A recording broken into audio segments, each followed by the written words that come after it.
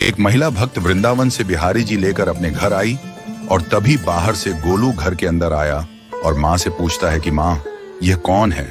तो मैया ने बोला, ये भगवान है और ये ही हमारे मालिक हैं। अब तो घर में जब भी कोई नई चीज बनती तो सबसे पहले बिहारी जी को भोग लगता। पहले यह सब चीजें गोलू को सबसे पहले मिलती थीं। इससे गोलू बहुत चिढ़ने लगा और मन ही मन ठाकुर जी को कोसने लगा। एक दिन गोलू की माँ काम पर जाते समय बोली, गोलू, यमुना जी से मटके में जल भरकर लाना। जब गोलू पानी भरने के लिए जाने लगा तो जाते जाते बिहारी जी को कहने लगा, खाने के लिए तो सबसे पहले तैयार रहते हो, लेकिन काम तो मुझे ही करना पड़ता है।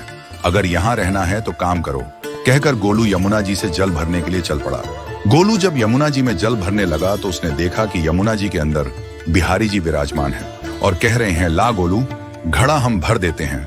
गोलू उनको देखकर हैरान हो गया और बोला, नहीं नहीं, मैं अपने आप भर लूंगा। लेकिन ठाकुर जी ने उसके हाथ से घड़ा ले लिया और भरकर घर ले आए। गोलू घर आकर डर रहा था कि अगर माँ को पता लगा कि मैंने ठाकुर जी से काम करवाया है तो आज मेरी पक्की पिटाई होगी। माँ ने घर आकर बिहारी जी को गीले कपड़ों में देखा तो एकदम से हैरान हो गई और कहने लगी कि गोलू, ये जरूर तेरी शरारत है, जरूर तूने ही इन पर जल डाला है। गोलू ने अपनी माँ को समझाने का बहुत प्रयास किया, लेकिन माँ ने उसको डांट कर चुप करा दिया और ठाकुर जी के भीगे हुए वस्त्रों को बदलने लगी। अगले दिन जब माँ ने गोलू को अनाज पिसवाने का काम दिया तो बिहारी जी फिर अनाज का कनस्तर ले आए और माँ को ठाकुर जी के वस्त्रों के ऊपर सूखा आटा पड़ा मिला। तो माँ ने फिर गोलू को डांटा कि तुझे पता नहीं कि ये हमारे भगवान हैं और तू भगवान के साथ शरारत करता है। आज तूने फिर इनके ऊपर आटा फेंका है। तो गोलू शपथ लेकर कहने लगा, नहीं माँ, मैंने कोई शरारत नहीं करी है।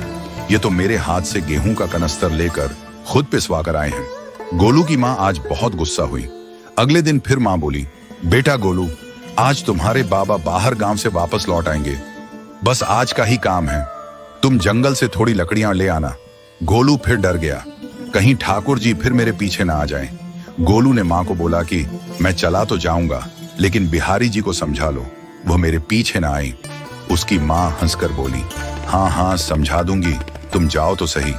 गोलू जल्दी जल्दी लकड़ियां लेने जंगल में चला गया और माँ काम पर चली गई। लेकिन उस दिन माँ काम से जल्दी वापस आ गई और देखा बिहारी जी अपनी चौकी पर विराजमान नहीं है। वह तो एकदम से घबरा गई कि कहीं गोलू की शरारत तो नहीं। वह भागी भागी जंगल की तरफ गई। तभी उसने देखा कि गोलू के साथ एक इंसान लकड़ियों को लेकर घर आ रहा है। गोलू की माँ यह देखकर हैरान हो गई कि यह तो बिहारी जी हैं। ये क्या हमारे भगवान हमारा काम कर रहे हैं? इसका अर्थ गोलू ठीक कह रहा था। वह जल्दी जल्दी भागकर ठाकुर जी के पास गई और लकड़ियां उनके हाथ से लेते हुए उनके चरणों में गिरकर रोती हुई बोली, हे बिहारी जी, ये आप क्या कर रहे हो? मुंह गरीब का काम क्यों कर रहे हो? ठाकुर जी मुस्कुराते हुए बोले, हमें तो तेरे बेटे पर बहुत प्यार आता है। सब लोग हमें भगवान समझते हैं, लेकिन एक तेरा बेटा ही था जो हमको अपना मानता था। अपना मानकर वो हमें डांट भी देता था, हमारे साथ गुस्सा भी करता था, और जो हमें एक बार अपना मान लेता है तो हम उसके मान के लिए उसके ही हो जाते हैं।